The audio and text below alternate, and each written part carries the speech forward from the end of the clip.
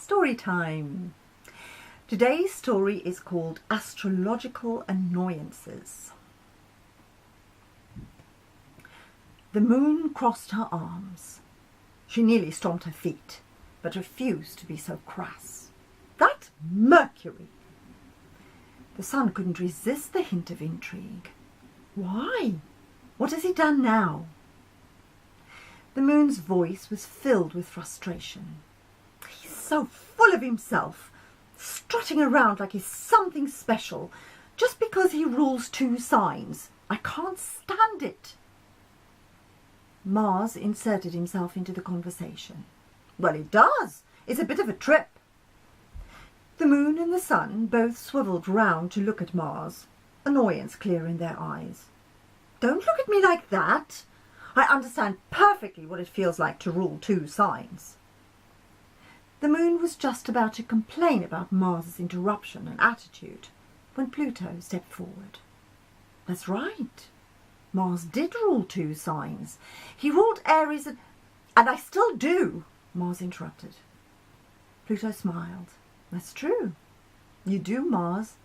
And you also used to look after Scorpio. Mars still resented Pluto, even after all this time. Pluto wasn't even a real planet, for heaven's sake. Yes, I did, until you suddenly appeared out of nowhere. Not out of nowhere exactly. I was here all the time.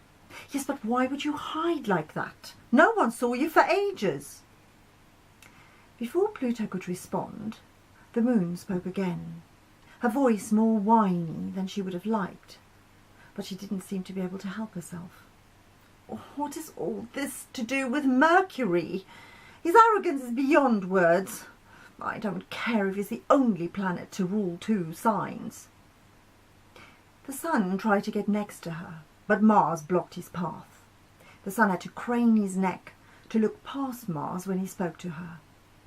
I don't understand why you're so riled up about Mercury. What does it matter to you that he rules two signs? The moon pouted. It's unfair. All of us only have one sign to look after, but he has two. And that makes him utterly insufferable. He's always darting about, never still. It's so annoying. Mars had always thought the moon to be the most beautiful, but she had always scorned him. He was as curious as the sun about her sudden outburst, and hoped that she would confide in him at last. Why? What happened? He asked. The moon dropped her head, suddenly shy. Nothing. Jupiter, who had overheard the conversation, came to stand next to the moon and placed a comforting hand around her shoulders as he came to her defense. It doesn't matter what happened. It's between the moon and Mercury. I'm just grateful that I don't have to look after two signs like he does. I can still remember the stress of having to do so. Long ago, I was responsible not only for Sagittarius, but also for Pisces. Nightmare. Those two signs couldn't be more different. It was quite the juggling act. Probably similar to what Mercury has to deal with from Gemini and Virgo. I'm grateful that I have so much more freedom now that I have only Sagittarius to look after. Jupiter seemed utterly oblivious to the poisonous glances from Mars, who was trying to reclaim his place beside the moon.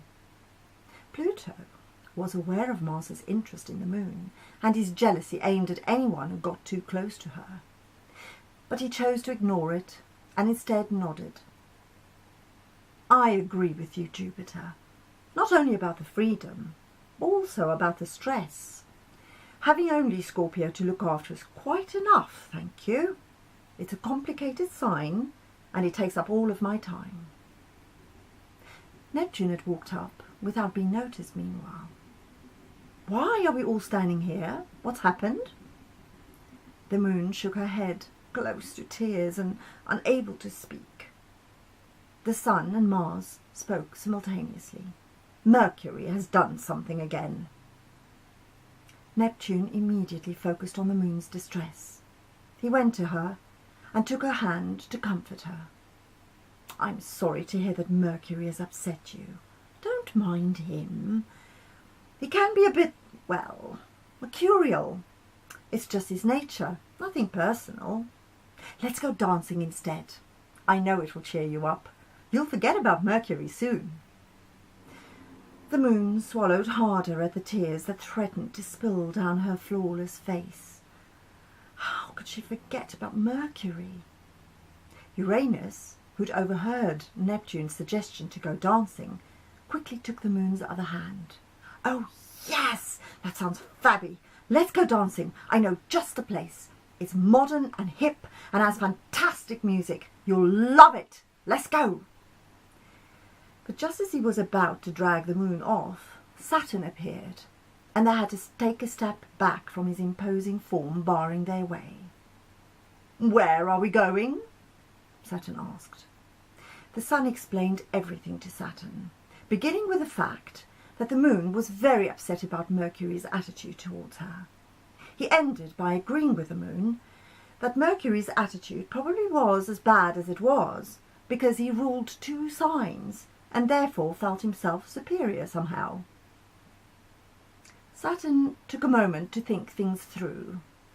Everyone waited patiently. Even though in reality Jupiter was the eldest of the planets, Saturn was the father and founder of civilizations, social order and stability. Everyone, including Jupiter, relied on him for his guidance and words of wisdom. Saturn always seemed to know the answer, and he always spoke the truth. He stroked his beard thoughtfully before speaking. First of all, it's not true that Mercury is the only planet to rule 2 signs. Mars, before he could complete his sentence, Mars interrupted. Yes, we've been through all this. I used to rule 2 signs too, until Pluto here came along and took one away from me. Pluto's intense eyes cast daggers in Mars's direction. Saturn held up his hand to stop Mars from starting an argument unnecessarily. All right. Yes, true, Mars. You did rule 2 signs until Pluto relieved you of Scorpio, for which you should be grateful and thank him instead of trying to start a war. The same happened to Jupiter. He's responsible for Sagittarius only because Neptune now looks after Pisces. Mars was becoming very impatient. Yes, we know all that. But Saturn didn't allow Mars's interruption to flummox him. But do you remember that I used to be responsible not only for Capricorn as I am now, I also used to look after Aquarius, until Uranus came along to relieve me of that responsibility. The sun clapped his hands together. Oh, yes, I'd forgotten that. Thanks for the reminder, Saturn. So, actually, those of us looking after only 1 sign are the special ones. The moon looked up, hope shining in her eyes. She had forgotten that there were more planets who once looked after 2 signs. Perhaps Mercury wasn't deliberately ignoring her. If what Saturn said was true, then looking after 2 signs simultaneously was not a walk among the stars. Perhaps she was being unfair towards Mercury. But why was he forever on the move, unable to sit still even for a second? He always seemed to be in 2 places at once. If he would just stay still for a moment, perhaps she could talk to him. How else could she make him understand how thrilling she found him, how exciting, and how much she loved him? Again, Saturn didn't allow the sun's interruption to throw him off his stride. He continued, as if he hadn't heard the sun's comment. Also, it seems to me you have all forgotten that Venus is still taking care of 2 signs herself. She looks after both Taurus and Libra.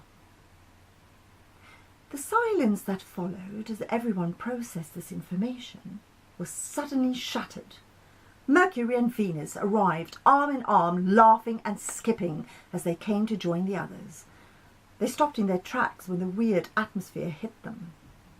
The moon shook her head. She could not believe that Mercury would be so friendly with Venus, and that after she was prepared to forgive him. See? It's probably because they're the only two planets who have two signs each to look after. They have things in common that she couldn't hope to share with Mercury. She blinked back more tears. Crying in front of the others was not an option, and especially not in front of Mercury. Mercury pulled his arm from Venus. "What's up? Why do you all stand here like someone's died? Has someone died?" Venus laid a restricting arm on Mercury. He could be very blunt. He turned to cast a questioning look at Venus. When she smiled at him, deep dimples in her cheeks made her even more attractive. She gestured for him to stay silent.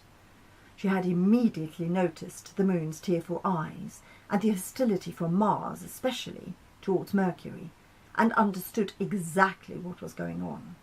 But she didn't care about Mars. Her focus was on the moon and Mercury. She knew her friend could appear uncaring and preoccupied, but she had known him for many years. His heart was true and loyal, and he had confided in her recently that it belonged to the moon. The moon, meanwhile, wanted to run and hide. She didn't want to have to witness Mercury's happiness with Venus. But how could she blame him? Venus was stunning. She always behaved with such decorum and diplomacy. She acted with wisdom and taste. Who could resist her beauty and charms? As these thoughts swirled in her mind, the moon felt even more upset. But how could she escape without drawing more attention to herself? No one responded to Mercury's question, but all for very different reasons. The moon was too upset to trust her voice. Mars was too angry with Mercury for upsetting the moon. Pluto and Saturn were watching Mercury, wondering what he would do or say next.